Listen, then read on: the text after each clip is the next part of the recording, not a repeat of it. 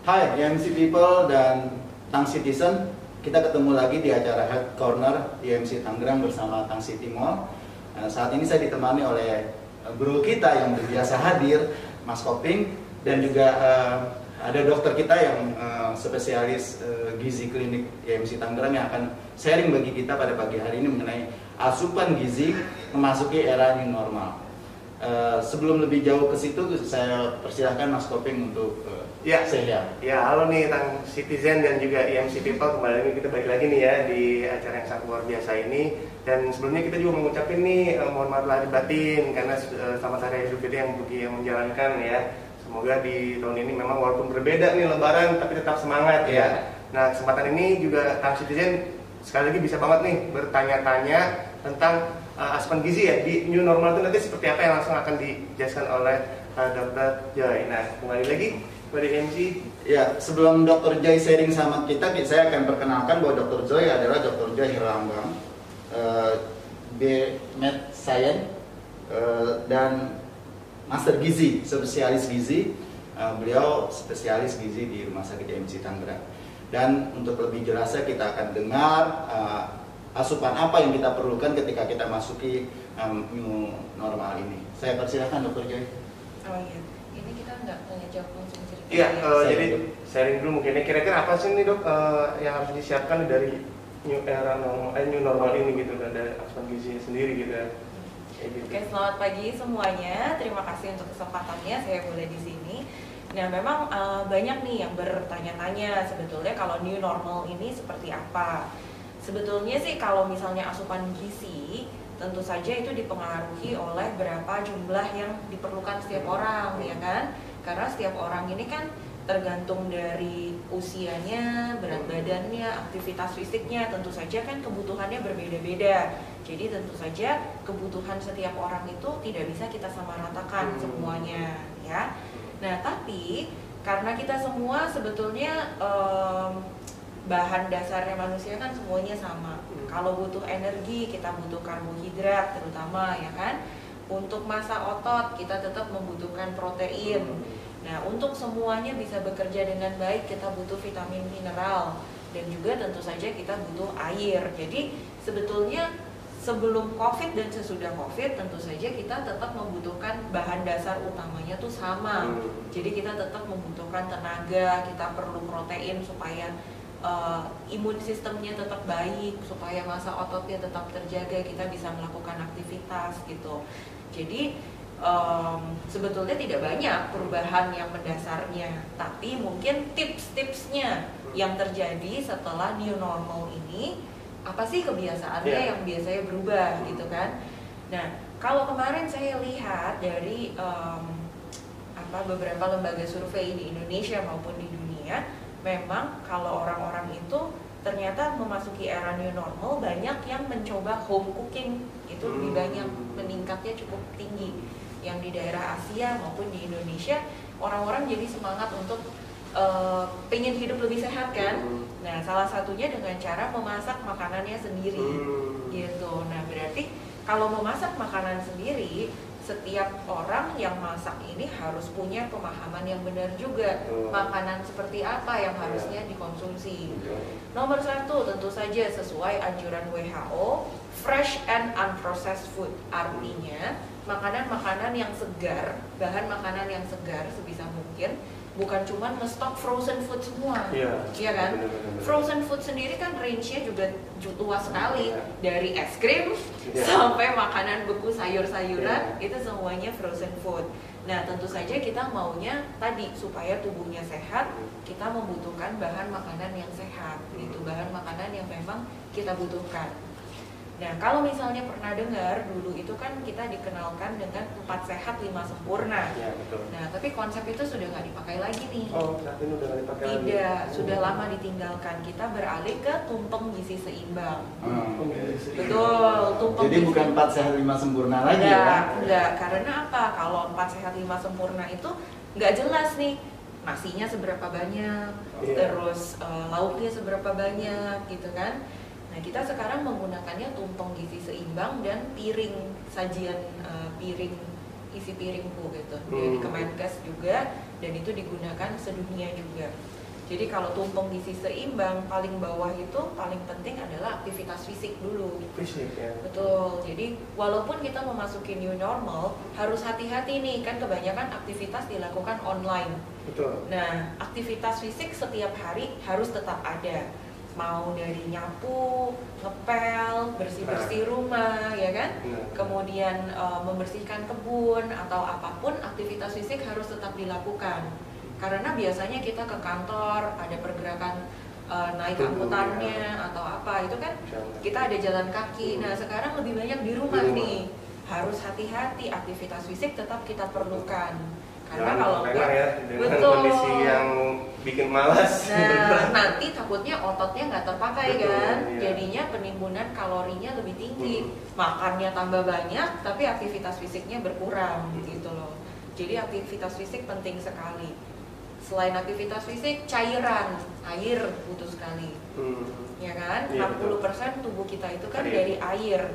Nah, kalau misalnya aktivitas fisik kita tinggi, tentu saja asupan airnya kita juga harus penuhi sesuai kebutuhan gitu. Nah, kebutuhannya berapa banyak ya? Kita seringkali dengar 8-10 gelas sehari. Tentu saja tergantung sama berapa banyak aktivitas fisiknya gitu kan. Kalau misalnya semakin ada olahraga yang semakin rutin atau misalnya lama gitu kan, keringetan semakin banyak, butuh cairannya juga lebih banyak gitu. Nah, ini menarik nih dok, terutama yang tadi ya, yang kita harus biasanya ada kegiatan baru nih, memasak di rumah sendiri ya. Nah, kadang-kadang kan kita lupa nih ya tentang kandungan dalam sayuran itu sendiri. Nah, ini kira-kira ngaruh nggak dok, vitamin tuh apa maksudnya sayuran itu dimasak nggak boleh lama-lama, itu ngaruh nggak sih ke kandungan gizinya? Ngaruh ya. Jadi harus seperti apa tuh? Kalau dalam proses. Jadi sebetulnya sayuran itu juga tergantung sayurannya apa. Setiap sayuran itu punya caranya masing-masing supaya kita bisa mendapatkan asupan gizi yang optimal. Misalnya, kalau vitamin C itu adalah vitamin yang gampang teroksidasi. Jadi dia gampang, kalau misalnya kena panas, dia jadi berubah, jadi hilang gitu loh. Jadi kalau kita mau mengkonsumsi buah-buahan, kan bukan buahnya dimasak, biasanya kan mentah ya kan. Betul. Jadi buah yang misalnya seperti jambu atau misalnya jambu biji itu kan dia tinggi sekali vitamin C-nya. Mangga, kemudian jeruk, kiwi, stroberi gitu. Itu dia kandungan vitamin C-nya tinggi. Ini sebisa mungkin tuh dimakan utuh, bukan misalnya di blender. Kalau di blender dijadikan jus, dia terlalu lama kena oksigen, dia teroksidasi juga. Kandungan vitamin C-nya berkurang. Jadi lebih baik segera langsung dikonsumsi. Betul. Aja ya. Tapi kalau misalnya sayuran, misalnya brokoli gitu, atau misalnya tomat, kita maunya dapat kandungan likopennya. Itu untuk meningkatkan likopen harus dimasak justru. Gitu, kandungan vitamin C-nya berkurang, tapi kita maunya yang kandungan likopen, misalnya untuk manfaat kulit supaya lebih bagus, mempercepat penyembuhan luka, misalnya luka bakar gitu. Itu bagus sekali konsumsi tomat, tapi yang dimasak dulu. Dimasak dulu ya. Iya.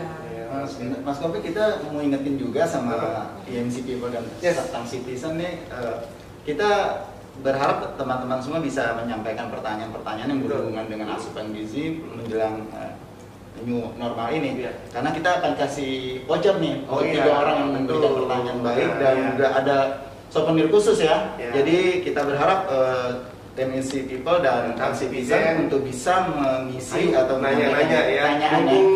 Udah sama ahlinya banget nih. Betul. Karena ada kaitannya juga kan gizi itu sama yang pengen diet ya, benar ya? Iya. Nah, ini boleh nih tanya-tanya gimana caranya biar dapat tubuh yang ramping, makanan apa aja ya kan? Nah, ini udah ada pertanyaan belum nih? Oke, ini udah ada nih dari @ayan05. Oke, dok, saya ingin tanya, bila kita menyetok makanan seperti sayuran dalam wadah kedap udara, apakah kandungan vitamin berubah? Dan bila tanpa wadah dan langsung dikonsumsi, adakah perbedaannya? Oke, terima kasih pertanyaannya untuk Ayan. Kalau misalnya menyimpan sayuran, memang boleh di dalam wadah kedap udara. Tapi kalau misalnya kandungan vitamin berubah itu terutama juga misalnya tergantung nih jenis sayurannya tadi misalnya kalau kita mau masak bayam atau sayuran berdaun hijau, Kalau dimasak terlalu lama, dia kena panasnya terlalu lama, kandungan vitaminnya berkurang. Iya, jadi dibandingkan penyimpanannya tentu saja kalau misalnya terlalu lama, justru disarankan dimasukkan ke freezer gitu. Dia bisa lebih fresh dibandingkan kalau misalnya dimasukin ke kedap udara kemudian dibiarin begitu aja gitu. Ke wadah kedap udara bagus, sebenarnya bisa menjaga, tapi jangan lupa juga untuk menjaga kandungan vitamin mineralnya tadi. Untuk memasaknya juga penting. Kalau misalnya terlalu lama, terlalu panas, ini juga merusak kandungan vitaminnya. Jadi lebih baik di freezer ya, karena kan di kulkas tuh ada yang di bawahnya tuh. Iya, itu bisa. Iya, itu biasanya dari pabrik kulkasnya itu kan dia juga udah kasih tahu ini suhunya yang paling optimal untuk menyimpan apa di sebelah mana. Iya, biasanya kalau yang daerah pintu itu kan justru paling panas, gitu kan. Jadi itu kalau misalnya kayak botol kecap, mayones gitu, biasanya kan dia ada pengawetnya. Jadi dia bisa ditaruh di bagian pintu. Tapi yang biasanya ada tulisannya kan di laci-lacinya, di raknya, ini untuk apa, ini untuk apa, itu diikutin aja. Betul, pembagiannya. Jangan lupa kalau misalnya sayuran sama buah-buahan dipisah juga. Karena kalau buah itu biasanya dia mengeluarkan zat yang bikin mateng gitu. Jadi itu bisa mempercepat sayuran jadi lebih cepat busuk. Iya, cepat layu, cepat busuk. Nah ini tertarik dok soal sayuran hijau nih. Saya pernah dengar kalau misalkan bayam itu dimasak, setelah dimasak itu harus cepat dikonsumsi karena katanya kalau lewat dari 4 jam atau berapa jam itu saya lupa, itu akan menjadi racun, benar itu dok? Bukan racun, tapi sebetulnya memang segala tadi sayur, buah sebaiknya memang secepatnya dikonsumsi gitu. Apakah secara fresh, secara mentah gitu, misalnya kalau selada, tomat itu kan bisa kita makan mentah. Tapi kalau misalnya mau dimasak pun setelah dimasak harus segera dikonsumsi. Prinsipnya seperti itu. Jadi bukan racun ya? Bukan. Karena yang beredar di pasaran kadang-kadang itu jangan jadi malah jadi racun, bahaya buat tubuh kita. Kalau bayam itu tadi kan karena dia zat besinya gitu loh. Zat besinya tuh ada perubahan secara kimianya. Tapi mengenai sayuran itu kita masak sebenarnya cookingnya boiler atau steam itu berapa lama sih gitu? Paling bagus dengan steam. Steam ya? Benar, paling bagus itu dengan steam. Jadi si vitaminnya atau mineralnya itu tidak larut sama kuahnya gitu loh. Paling bagus dengan steam. Kalau misalnya kayak brokoli gitu, yang terbaik itu kita bikin airnya mendidih, terus dimasukin brokolinya 1 menit, angkat masuk ke air dingin seperti itu. Jadi dia tetap segar. Itu dari Fitriani Arahmayanti, bagaimana cara untuk mengetahui kadar vitamin D-nya? Apa harus konsul ke dokter gizi? Kalau cek kadar vitamin D sebetulnya bisa langsung ke laboratorium. Biasanya di laboratorium itu sudah tinggal minta, saya mau cek kadar vitamin D gitu, bisa. Dan ada salah satu laboratorium yang selama masa PSBB ini lagi diskon nih 20%. Tuh, sekalian. Iya, itu juga ada. Bisa untuk ini ya, langsung cek. Iya betul. Nah, tentang citizen kira-kira ada yang mau ditanyain lagi? Karena ini sangat luar biasa sangat nih ya kan. Pembahasan kali ini terkait gizi tentang tubuh kita diri sendiri ya kan, supaya kita lebih sehat gitu kan. Waduh, luar biasa sekali. Tadi juga berhubungan dengan keseharian kita kalau nutrisi ini kan, kalau makanan, kalau gizi gitu.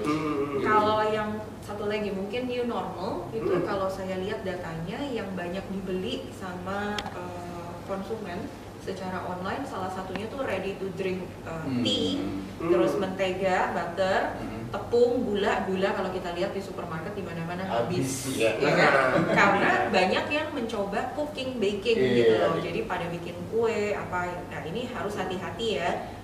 Ready to drink tea atau teh yang kemasan itu juga kandungan gulanya tinggi sekali. Jadi harus hati-hati, harus kita baca dulu gitu.